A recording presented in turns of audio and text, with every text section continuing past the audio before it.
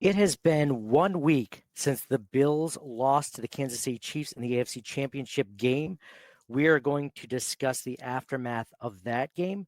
We are going to discuss the future of the Buffalo Bills and everything in between. Let's go. Hey, what's up, everybody? This is Pro Football Hall of Famer and former Buffalo Bill Andre Reed. You're listening to Nate and the Fellas on Circle the Wagons podcast. Nobody circles the wagons like the Buffalo Bills. Go Bills.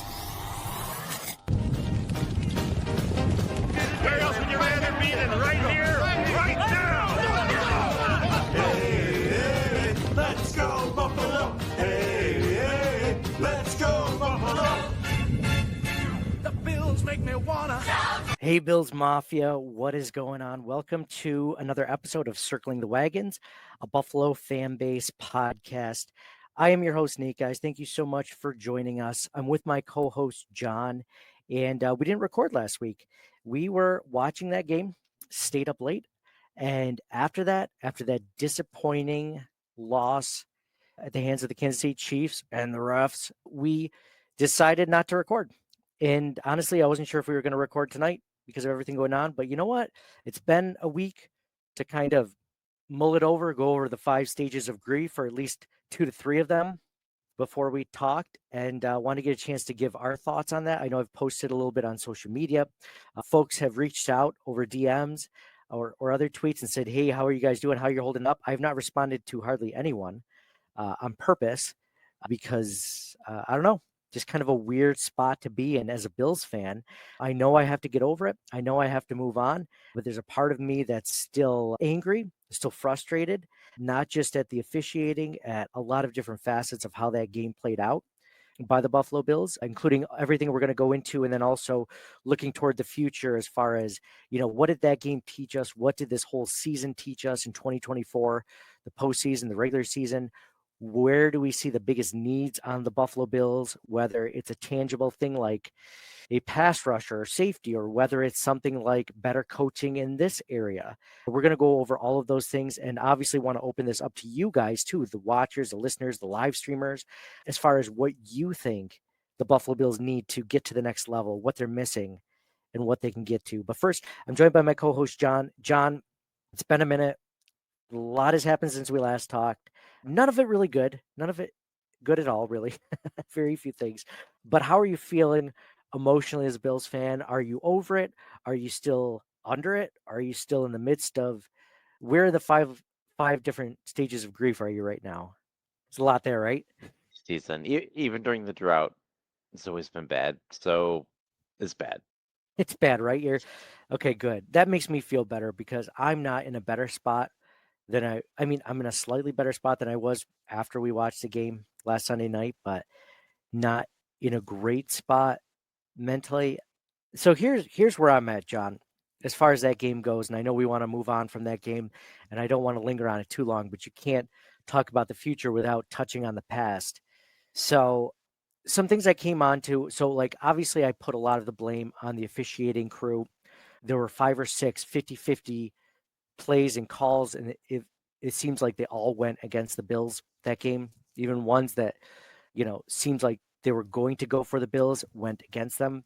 I think that the Bills were outcoached against the Chiefs. I think that the Bills did some bad things coaching wise. Talk about, the 4th and 1, 3rd and 1 tush pushes up to the left side, up to Chris Jones's side on the Chiefs defensive line, and them getting almost nothing every single time, and then going back to the well every single time and not changing that.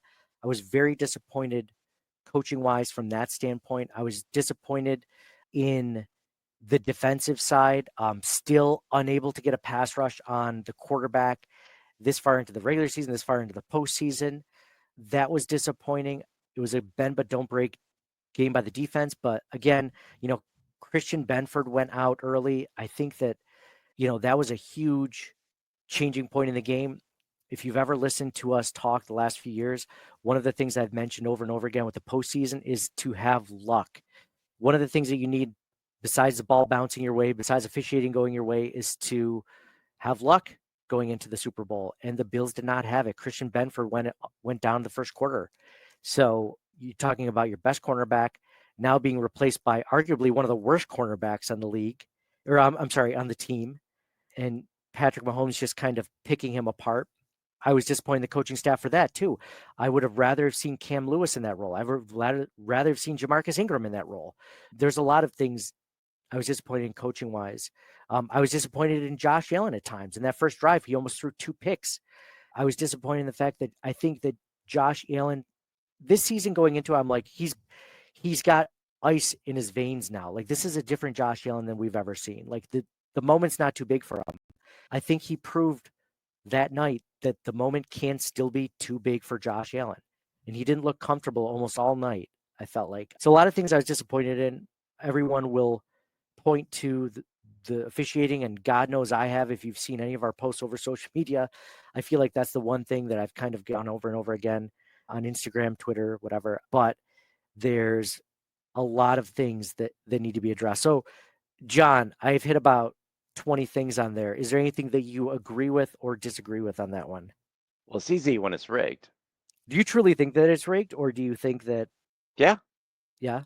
So people will say, so I was talking to a friend who's a Bills fan, and they'll say, well, you can't blame officiating because let's say, it shouldn't come down to one play, changing the game or not.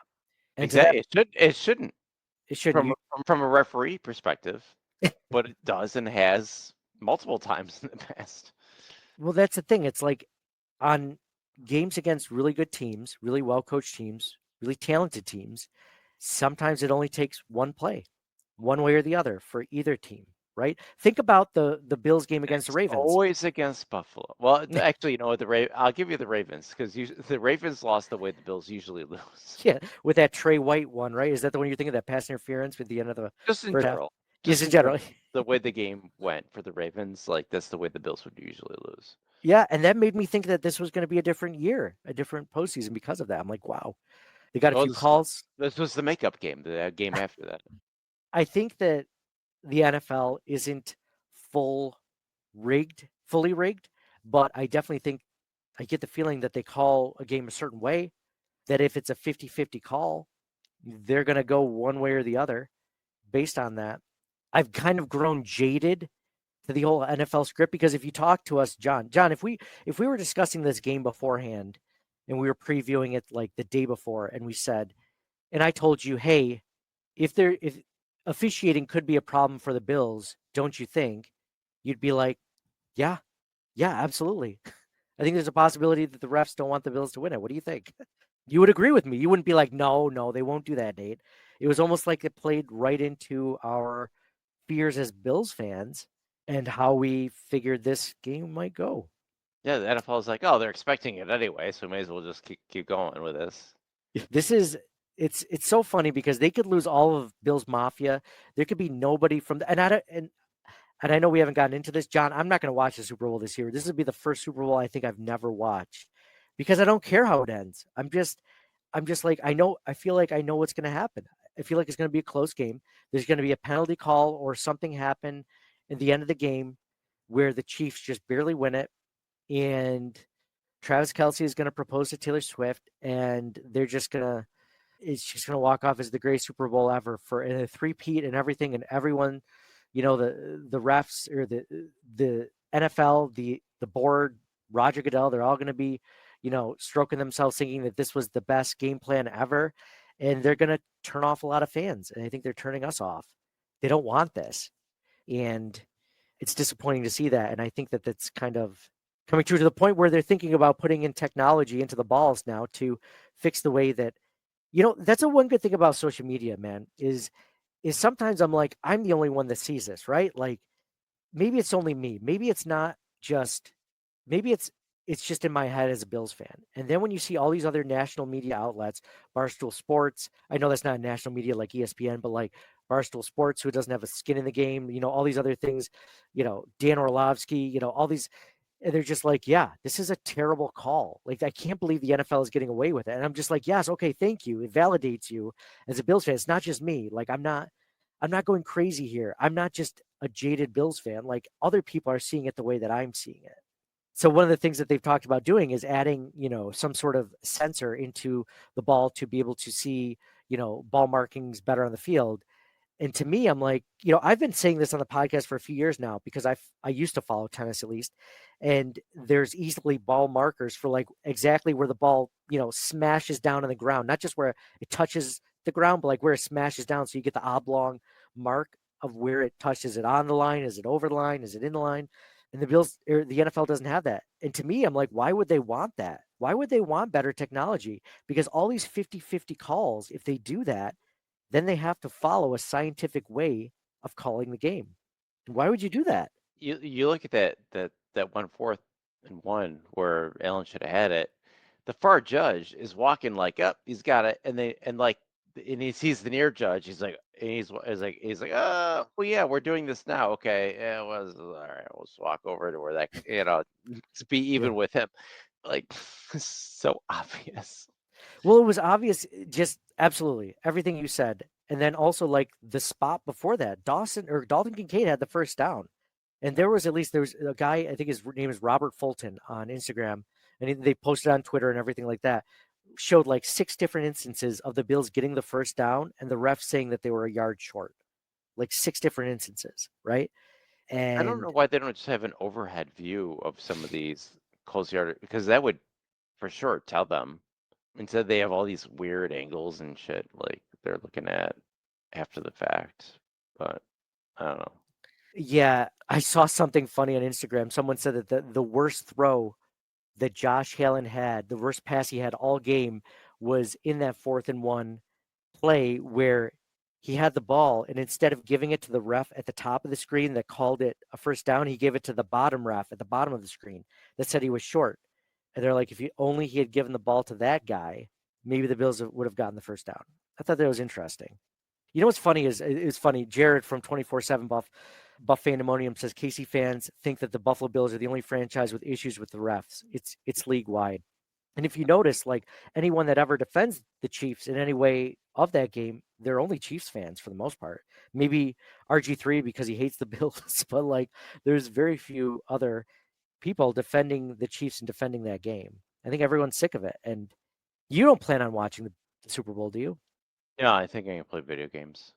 I'm gonna get some sleep that night. It's gonna be a great night for me. I might pay attention to see who won, but I don't care anymore. Like I used to go in thinking like I would go in and hate watch the Chiefs, right? Or the Patriots or whoever I didn't want to win, right? Because otherwise you don't really necessarily root for one. I used to root for Peyton Manning back in the day just because I liked him a lot, but otherwise I just usually hate watch the team I don't want to win. And this year I don't even care. I don't even care if the Chiefs get a three-peat.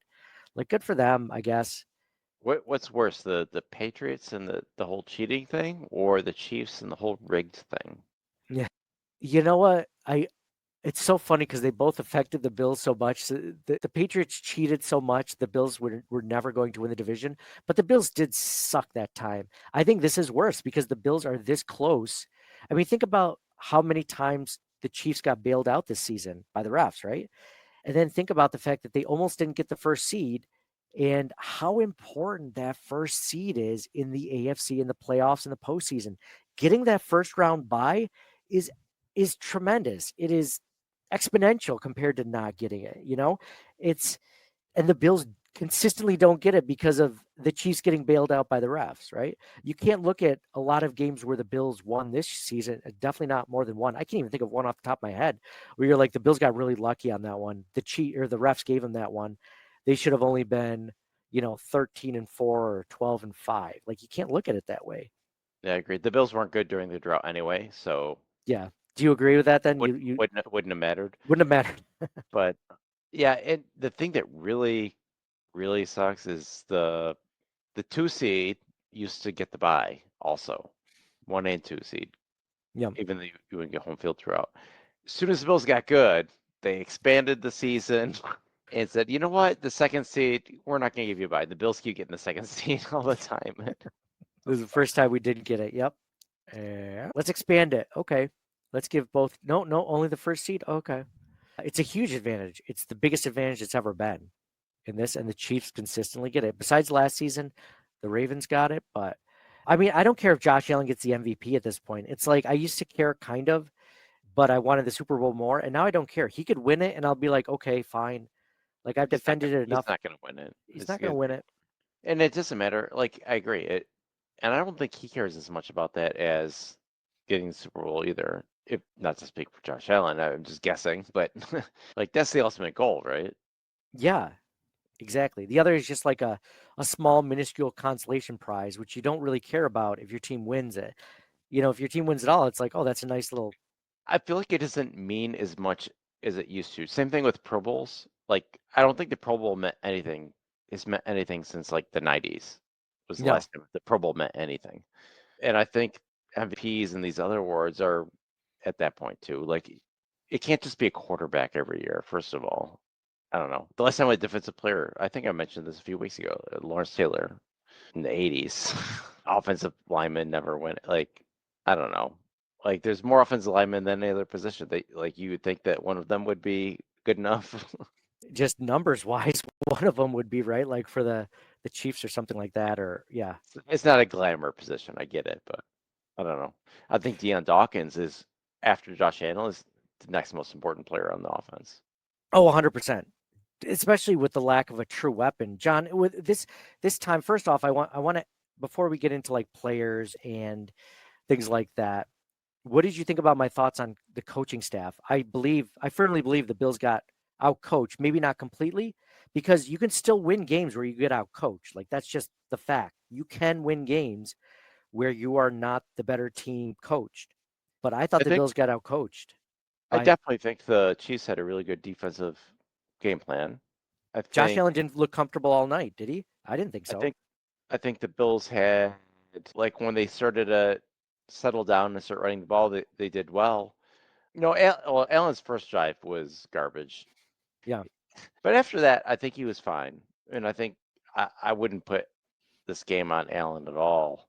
I think they just got beat, and the refs didn't help. Like, Yeah, but the thing is, what's funny is like you could still get beat. It's a close enough game where you can still win it, right? Like you can still make it out of there in one piece and win the game. Like that's just the way it is. So as much as you don't want, as much as the Bills got out coached per se, let's say on the defensive side of the ball, they could have still won that game because they won the game before. I would argue that they, besides those turnovers against Baltimore, they didn't play the better game, but that's what mattered, right? So the Bills didn't. The Bills might have been out coached by the Chiefs, but they had a turnover go in their favor. They didn't cause a turn or they didn't create a turnover for the other team. Bedford got hurt. Benford got hurt. I mean, you want to talk about all the things that went against them, coaching wise. The Benford injury. I mean, that was huge. That was huge leading up to the game because he was injured the week before, and you know, I I was really nervous if he wasn't going to play. It's like, oh, Benford's in, he's going to be great, and then he got hurt, and like, oh, not good. Terrible. Even Romo, like every single play, oh, they're gonna Kyrie him again.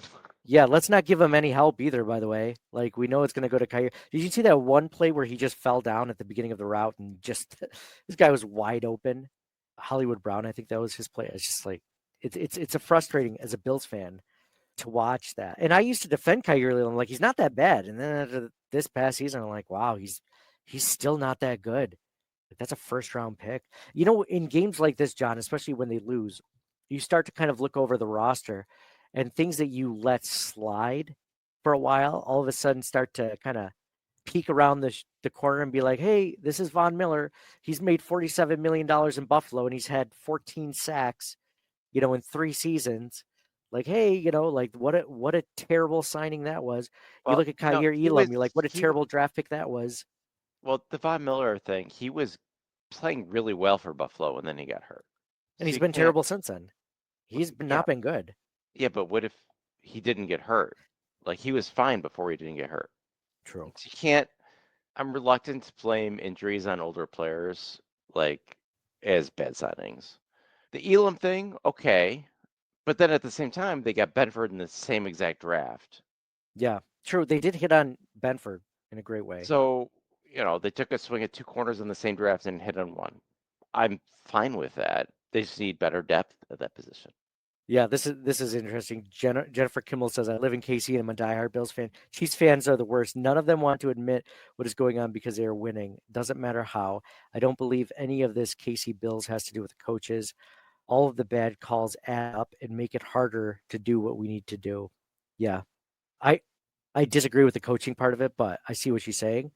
The bad calls definitely add up. Again, though, it's not the referee's fault that they called 4 or 5 tush pushes into the Chiefs' best defensive lineman. Again, I don't know why they kept doing that. They Was weren't it was it successful. was it that many? Like he dove over the middle on one, he got that one. And After he picked up the fumble, yes. I don't did they miss on more than two of those in the whole game? They didn't, I want to say it was at least 4 or 5 of them. There were That doesn't make I don't 4 or 5 like fourth and ones or third and ones. Yeah. I don't know, that doesn't sound Third right. and ones. At least they do it on third and one too, John. It's not It always was fourth and I one where know they lose I the know ball. I know it was enough for me to question it, but and they should have been doing something different. But There I was at don't least one think by the goal line that I think they it's didn't over get. exaggerated on the number that they actually missed on. People are like, "Oh, they missed on 16 of them." Like, no, it's not No. that many. But That used to be a given, right? Like that play was going to work. it was their best play of the year. Let's play the year. It didn't work against the Ravens, and it didn't work against the Chiefs, and they kept doing it over and over again as if the Chiefs were well coached. Like they were ready for a lot of what Joe Brady threw at them. Like I remember at least one play where the ball was thrown to who was it, Shakir out of the backfield, like a 2 yard pass, and there was a guy. I might have even been Trent McDuffie ran like 25 yards away from like he was away from him 25 yards, and he just sprinted, tackled him right as soon as he caught it. Chiefs were ready for what the Bills had. That's a coaching issue. There was no surprise in what the Bills ran. It felt like it So just seemed what's your solution to that? the coaching issues, ugly or just You wanna everything. fire everybody, or what's your opinion? No, I don't think it's a matter of firing, but I think that there is some blame there. I mean, Joe Brady, I think, has done a good job for the entire. I mean, you look at the numbers the Bills have put up offensively, but when it came down to the playoffs, the Ravens and the Chiefs were both ready for Buffalo offensively, and they had to basically like claw and scratch their way to the points that they did, either by turnovers or Yeah, that's what the nothing. playoffs are. Once you get to the divisional and championship rounds, you have to claw and scratch your way. That's fair. The That's Broncos game was not like that. The Broncos game, where they were that's playing a one of the wild best card game. defense. That's the seventh seed. They had the best defense in the entire NFL, and they played them much easier than they did the next two teams. I think it has to do with they're just. I think it's a coaching thing. I think it's a somewhat of a talent thing, but I look at things to blame. You start looking at the Amari Cooper trade. It's like, why did we even trade for him? When did he become an impact player throughout the season? After they traded for him, like, what was the point of that? So I don't say fire the coaching staff, but they have to take a hard look in the mirror and say, you Well, you know, gotta look at the receivers too. Cooper, Samuel, and Keon all got hurt during the year, and none of them were on the team the previous year. So they had to not only come back from injury, but like they're still like learning how to play with Allen and the offense and everything else. They were all at a disadvantage. yeah, but it never really seemed to come to fruition of. Like Cooper, they recommended surgery, and he declined so that he could play through it.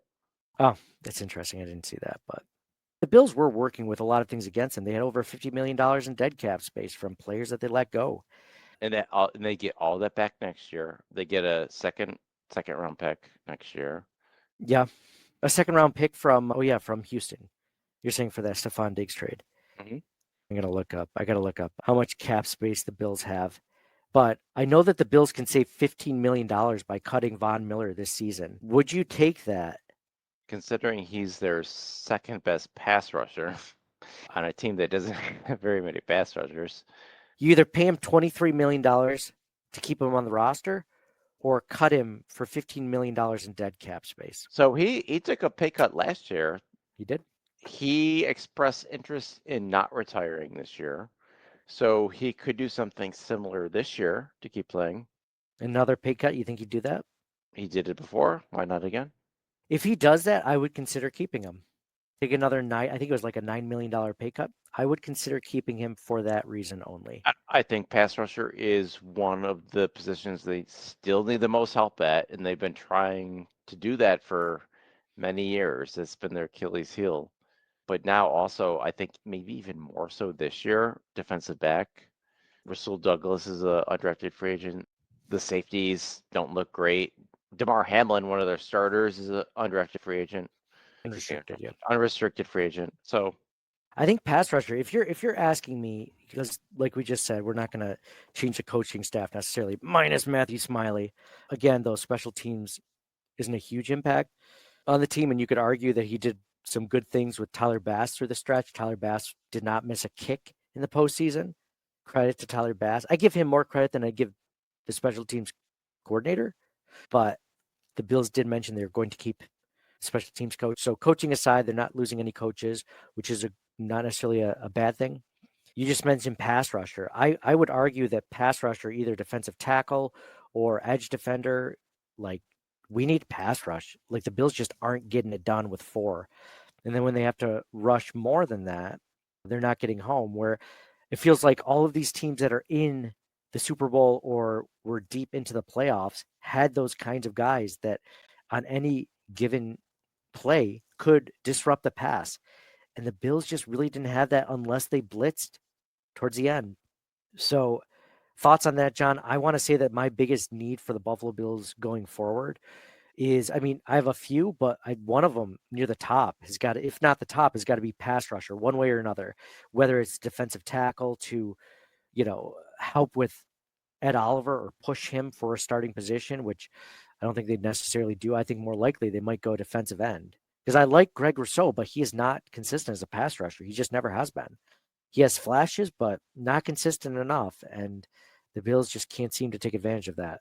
it's high up there for me too. It's between that and defensive back. Both quarter and safety, they need more. And offensively, they're probably gonna still add a receiver somehow. But in general, the offense seems, I mean, Gilliam's a free agent, Ty Johnson, but they still got Frank Gore. They're probably gonna add a receiver somehow. That's probably like my third after the defensive backfield mess and the getting a pass rusher. I guess maybe fourth if you count corner and safety is 2 separate things, whichever I think I'm going to on this. So corner for me. So real quick, between corner and safety, what's your bigger of the two? Bigger like need of the two, or do you see them both the same? Safety. They have 3 right now. They have Rapp, Bishop, and Lewis. So my opinion on that is Bishop, I think, is promising at safety. The Bills don't really have anything promising at cornerback besides Benford. And if Rasul Douglas takes off, the Bills have a huge need at cornerback. Whereas I think the safety drop off isn't as bad, especially when you're going from DeMar Hamlin to Cole Bishop or DeMar Hamlin to Cam Lewis. I feel like the drop off isn't so. Here, this is interesting. John and Joey said we need some big boys in the middle of the defensive line to stop the run. John is on the same thing. He says our first priority is one tech defensive tackle. We couldn't stop the run, and I agree with those. I just don't think they're going to draft those high. Those guys never seem to go very high in the draft. But I agree, we definitely need those guys to run stuffers.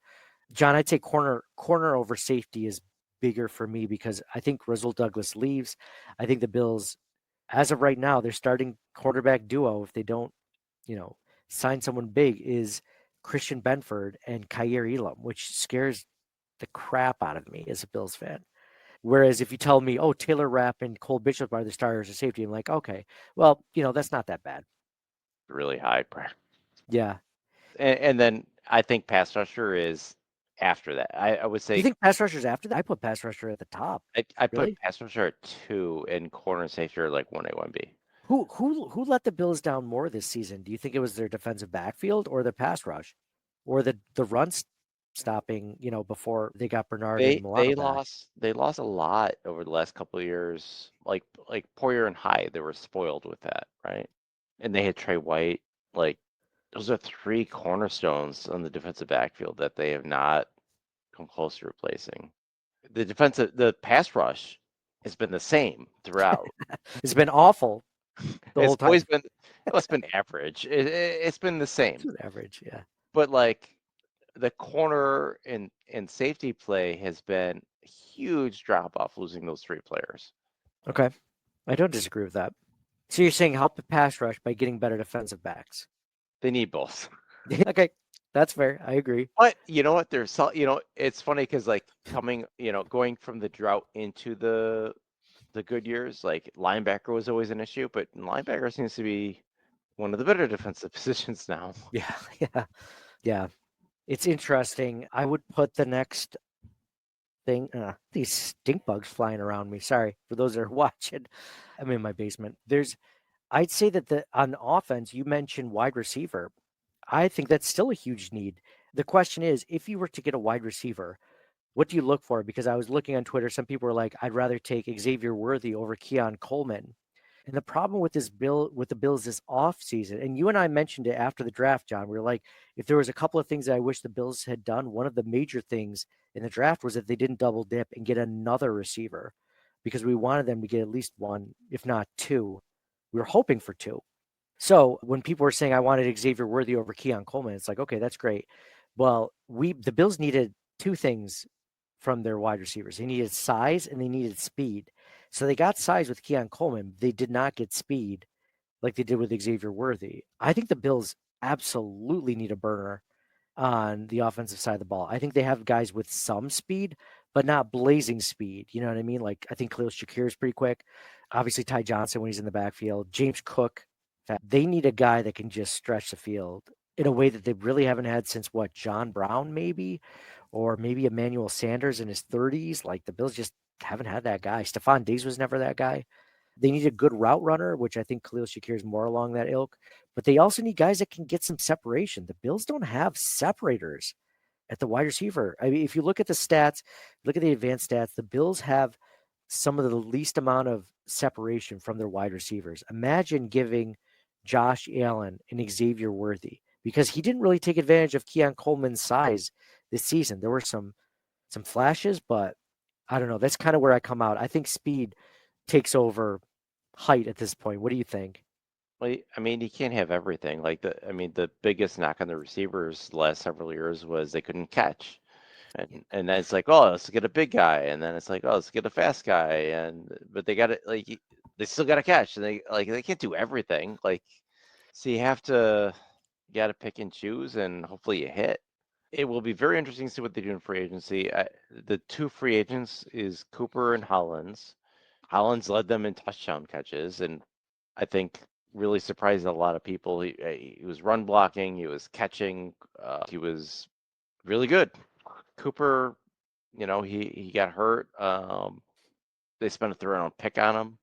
I don't know. I would think they were going to keep one of those two guys, but I don't know. And I think they might bring somebody else in. Samuel started to come in a little bit towards the end of the season too. Yeah, John brought that up. John Robert brought that up. He said Curtis Samuel is fast. He's 4.3. Yeah, he is fast when healthy. The only problem was he wasn't healthy as much this season, or they just couldn't get the chemistry down. I almost forgot Curtis Samuel was on the team, to be honest. Like there was probably 4 plays I remember him being a part of, and one of them was that botched trick play in Baltimore. So not a great season for Curtis Samuel, their big free agent signing. Again, not great chemistry there with Allen and Samuel. I'm not saying that's Samuel's fault. I'm not saying that's Allen's fault. I don't know. Yeah, and even Coleman. Coleman was looking really good earlier in there, and then he got hurt, and then you never heard from him again. So all these guys, you don't know if it's because of injury or what else, but Kincaid wasn't as involved as you might think he would have been. He has some drops throughout the year, not just in the game. Something that plagued Dawson Knox early in his career, he had some drops too.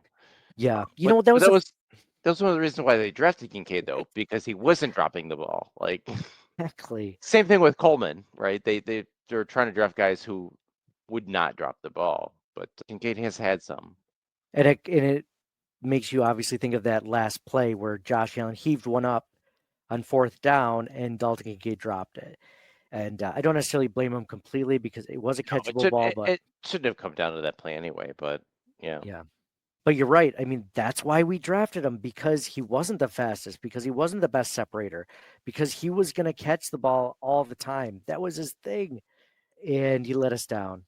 It was, and then I read something that he was playing through a torn PCL this season. It's like, all the Bills just seem to freaking get banged up more. They went into this postseason. I'm like, oh, this is the healthiest they've been, except Josh is breaking his hand, and someone's got a torn Yeah, PCL, and someone else has got a broken rib or a forearm or whatever. Jesus, like it's the healthiest they've been of the guys who like will still play and like not tell you that they're like you don't know that they're hurt, but everybody's hurt at that time of year.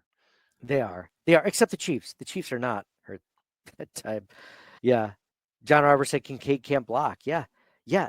Kincaid can't block. So what is his strength? Because his strength was supposed to be catching the ball, which we're talking about first round bust being Kyer Elam potentially, Von Miller not being a great signing, maybe Amari Cooper not being the best trade.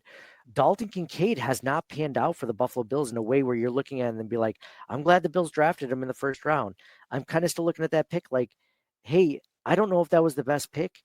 In fact, at this point, I don't think it was the best pick. I think the Bills let other better receivers off the board that they could have taken at that point. Take Tank Dell, take Zay Flowers. I think Zay Flowers was still available at that point. I can't remember. Take Josh Downs. Like there's so many other wide receivers I would have taken at that point rather than Dalton Kincaid, and they just don't use him. They don't use him, and he doesn't make a big impact. So I got I gotta give those players to like 3 years though. okay.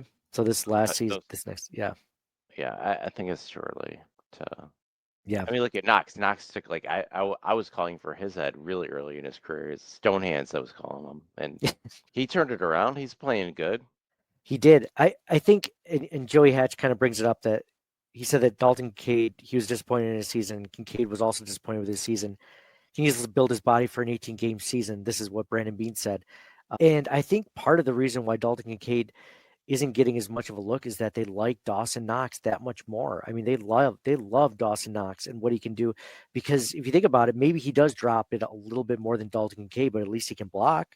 He's more of a force when he gets the ball in his hands. So why would they take him off the field for Dalton Kincaid? And I would think when they drafted Dalton Kincaid, I'm like, that's the end of Dawson Knox. He's not going to be here much longer. He has not gone anywhere, and nor should he, because at this point in his career, he's definitely the better tight end, in my opinion. I'm not saying he's a great tight end, but he's the better of the two. It's good they have two, and I also like Quentin Morris, and even Zach Davidson. I like too. Like I think they got some good tight ends. So we're saying, okay, so defensive line, if you were to pick defensive tackle or defensive end, you'd go defensive end pass rusher, right? Yeah. I would still But take a defensive tackle. These guys, go ahead. no, my The defensive tackle, I agree with the people in the comments. Big run stuffing defensive tackle. I thought Daquan Jones was that guy, and he has been up until this season, not making a huge impact. Or I mean, he's like solid, but not as great as he was when he first got here. Of course, he was also often injured. So a big defensive tackle. Again, that's not a guy you necessarily take in the first round, but we need one. We need another guy, because Dwayne Carter is the backup for Ed Oliver, but he's not that run stuffing defensive tackle. The Bills have not spent any draft picks on defensive tackle. They spent one on defensive tackle since Ed Oliver, and that was Dwayne Carter. And they have not tried to ever, in the Bean era, get that huge run stuffing 300-pound defensive tackle that feels like almost every other team has. The one tech guy, right? So, and then we were also saying, so defensive end, defensive tackle, safety.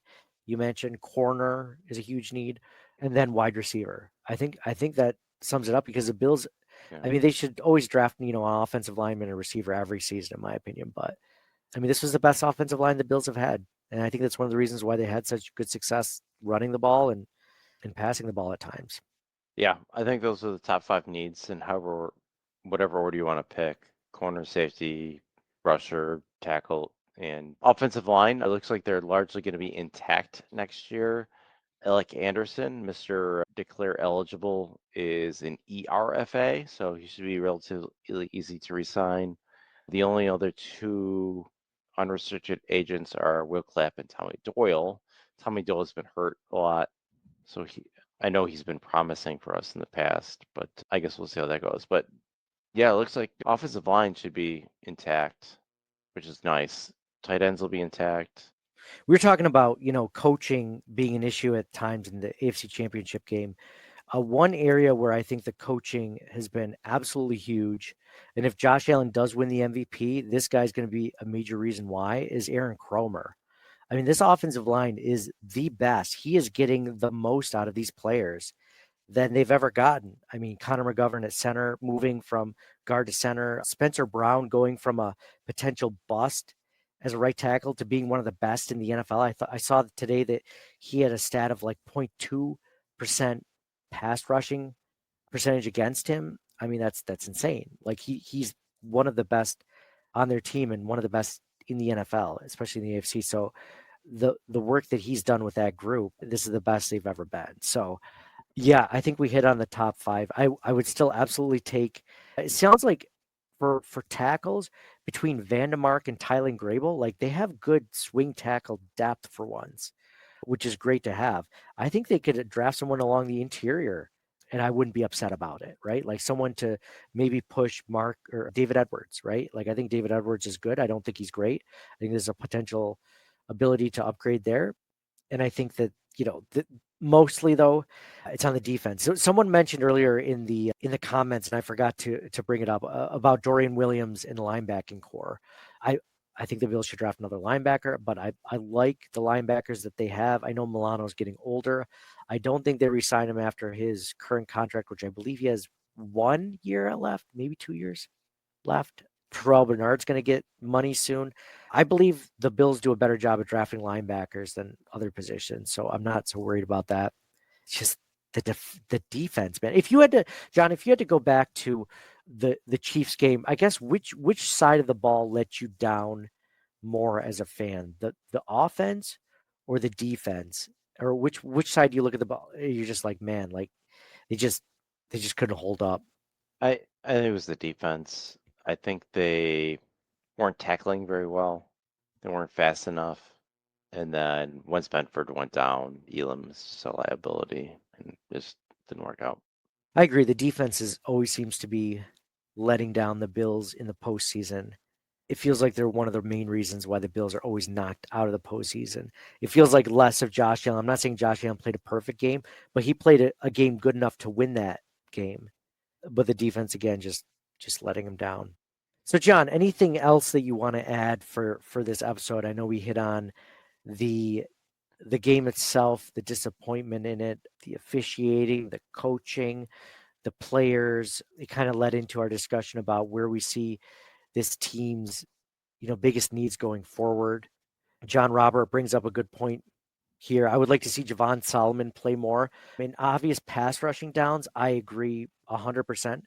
I think it should be at this point Greg Rousseau and Javon Solomon on the field, as opposed to, and I'm not saying Javon Solomon. I saw at least a couple of plays where he got burned, where it was a run play or something like that, or even a pass rushing play. It's just, he's not there yet. But then again, he's a rookie.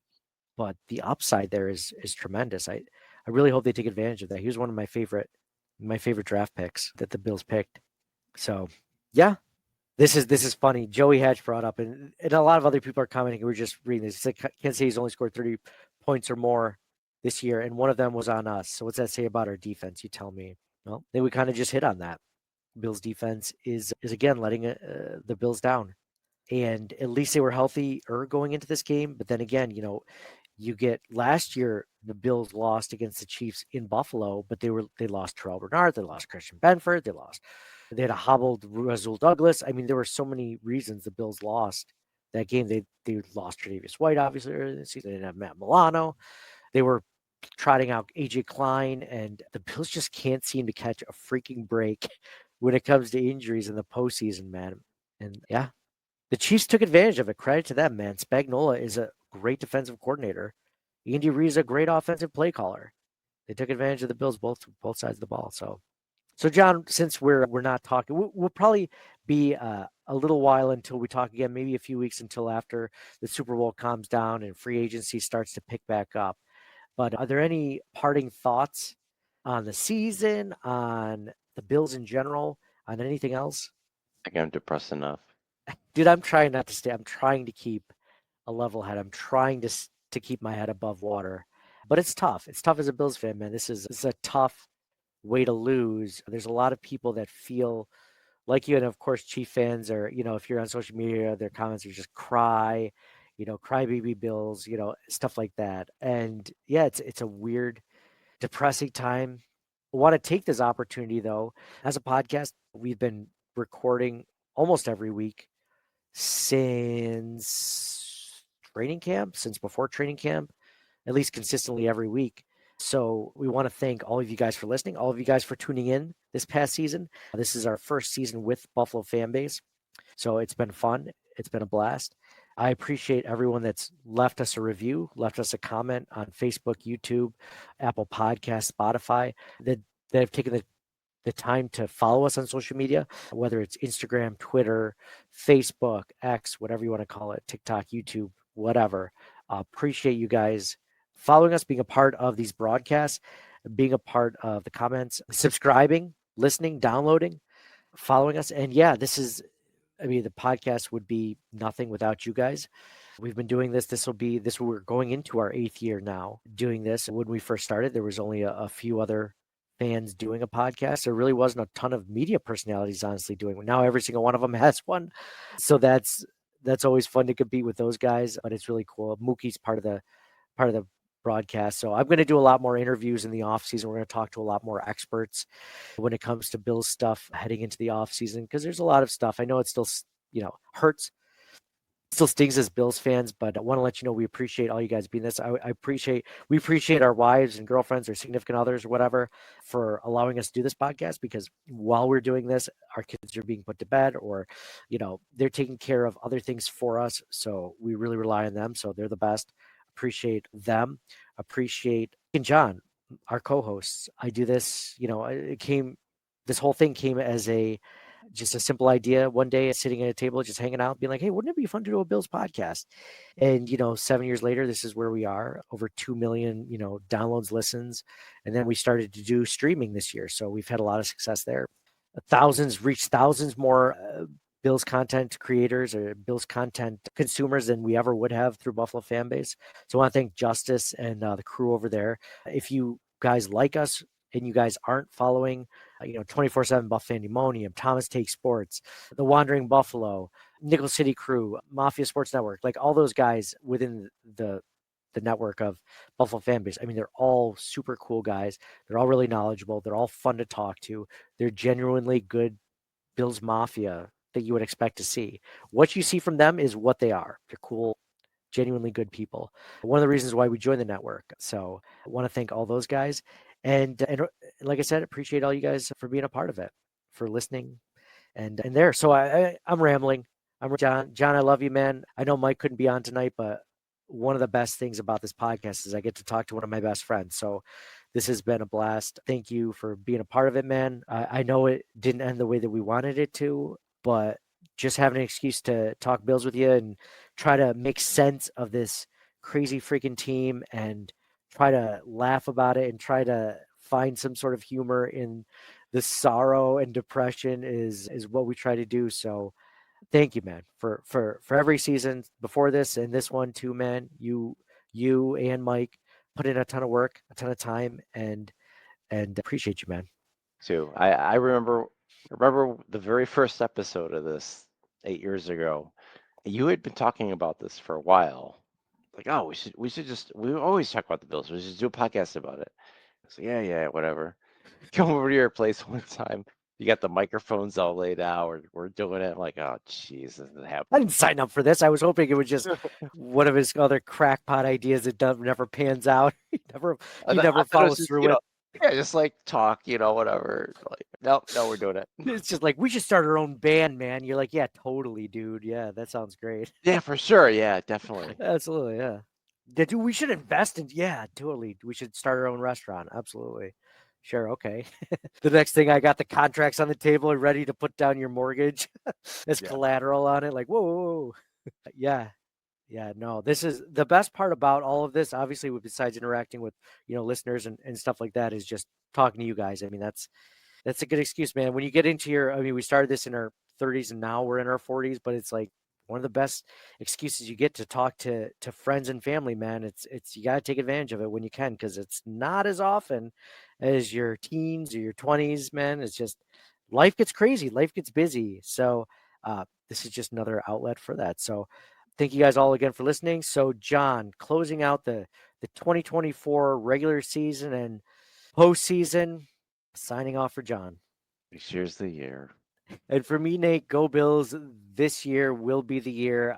I'm much more confident. The Bills did a lot with a little this season, and between free agency and the draft and everything else, I think that there's a lot of things to be excited about as Bills fans.